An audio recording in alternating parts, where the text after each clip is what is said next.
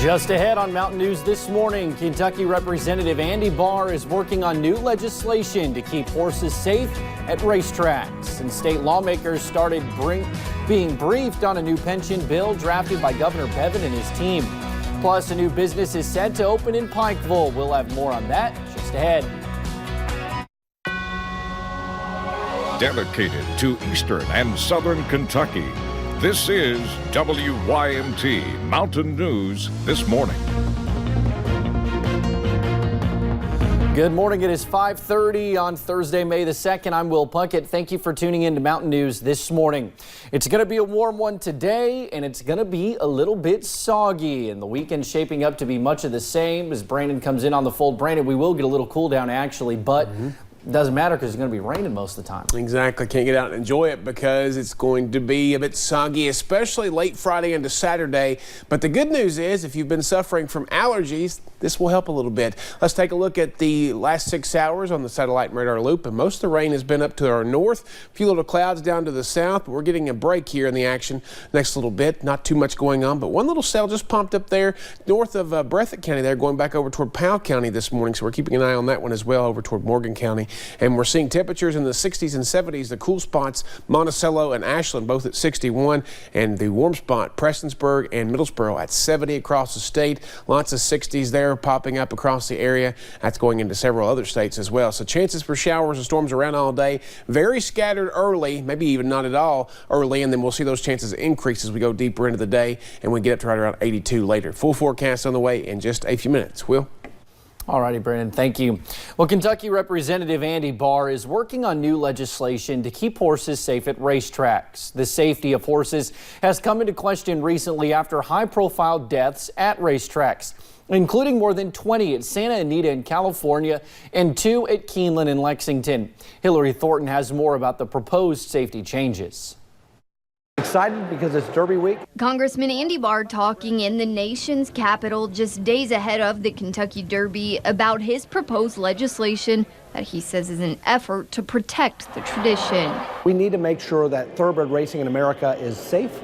We need to make sure that horse players and a new generation of fans have confidence in the integrity of the sport. This weekend, millions will bet on and watch the fastest 2 minutes in sports, but the excitement is surrounding a sport that is seeing calls for reform in the midst of a rash of horse deaths. Regardless of the cause of the injuries and the deaths out at Santa Anita and other racetracks, we know that our legislation would elevate American thoroughbred racing to international standards. The Horse Racing Integrity Act aiming to implement a regulatory group that would create and implement nationwide anti-doping and medication rules, as well as uniform testing standards. These are things that often vary from state to state and even track to track.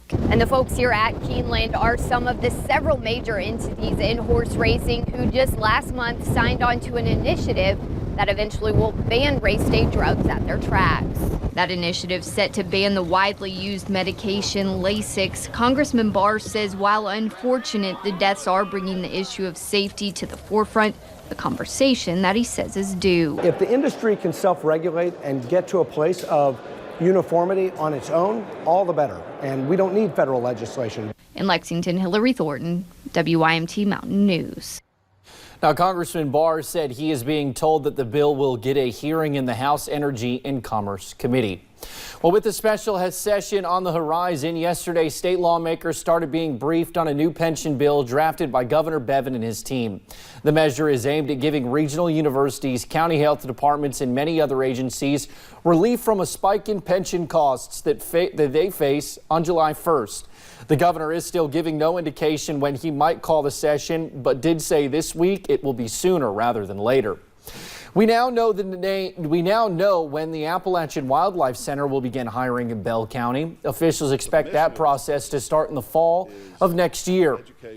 They anticipate hiring 168 people in the beginning. The average wage and benefits packages for full-time employees at the Wildlife Center will be more than $54,000. A new business is coming to Main Street in downtown Pikeville. Tuesday, the Blue Raven announced plans for a new microbrewery and tap room called Broken Throne Brewing. Representatives say work is now underway and they expect to open by summer. in the former Sliced building. Well, Hazard city officials continue their search for 2 students to help pilot a city project and learn the day-to-day businesses of city government.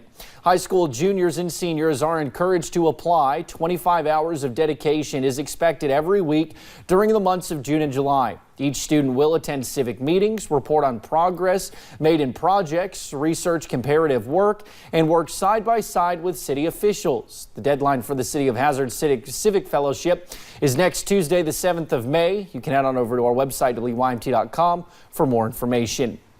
New numbers are out on food insecurity here in Kentucky. At a glance, the new food insecurity numbers for the state look good. They've gone down for both children and adults, but 15% of Kentuckians don't know where their next meal is coming from, above the national average for food insecurity. Day in and day out, more than 600,000 Kentuckians are at risk of going hungry. It's just unacceptable that any child in Kentucky is going to bed hungry because we know that hungry children can't learn. Oldham County has the lowest amount of food insecurity at 7.6% of the population. The worst county right here in the mountains, Magoffin County at 22.5%. Their loved one died about 1 month ago. Now the search is on for the man who police say crashed into J.D. Hacker's car, killing him. Take a close look at your screen. This is Alfred Francis. Police have a warrant out for his arrest, but cannot find him. Investigators say he was under the influence last month at the time of the crash. Hacker's daughters talked with me about life after losing their father. As each calendar day passes, Still in shock, really. It's like a dream. they become increasingly difficult for J.D. Hacker's 2 daughters. You know, you go to sleep, you wake up thinking it'll be different, but it's not. Their father died in an April crash when police say this man, Alfred Derek Francis, slammed into their dad's car. It's sad that something took somebody's life for that reason. Police arrested Francis at least 3 times before, but this time, if convicted, he faces a lengthy prison sentence. The manslaughter charge, manslaughter second, carries a penalty of 5 to 10 years. A grand jury could even come back with a stiffer charge, carrying a harsher punishment. Law enforcement is looking for him. Following the crash, Francis spent time in the hospital for his injuries, but was released before police could serve warrants on him. Now, County Attorney Joe White says everyone should be looking out for him. It's extremely important that he be apprehended and brought in and processed through the court system so that he can face the charges. Hacker's daughters share a simple message. You took something very precious to me and my family, something that we can never get back. As they will never get a big part of their life back. Now, anyone with information is asked to call Kentucky State Police Post 11 in London at 606-878-6622. A new hearing is ahead of the trial date for Alyssa Noble. She is accused of hitting and killing Paige Hayes in a drunk driving crash in August of 2017. A pretrial hearing is now scheduled for June 5th. Her jury trial is expected to begin July 22nd.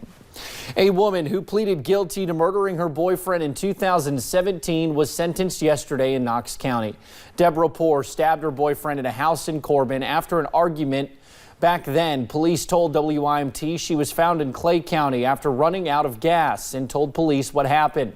Prosecutors say Poor was sentenced to 20 years in prison and must serve at least 85% of that time.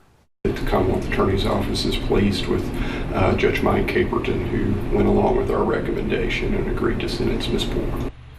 The sentencing coincided with Commonwealth's Attorney Jackie Steele's recommendations.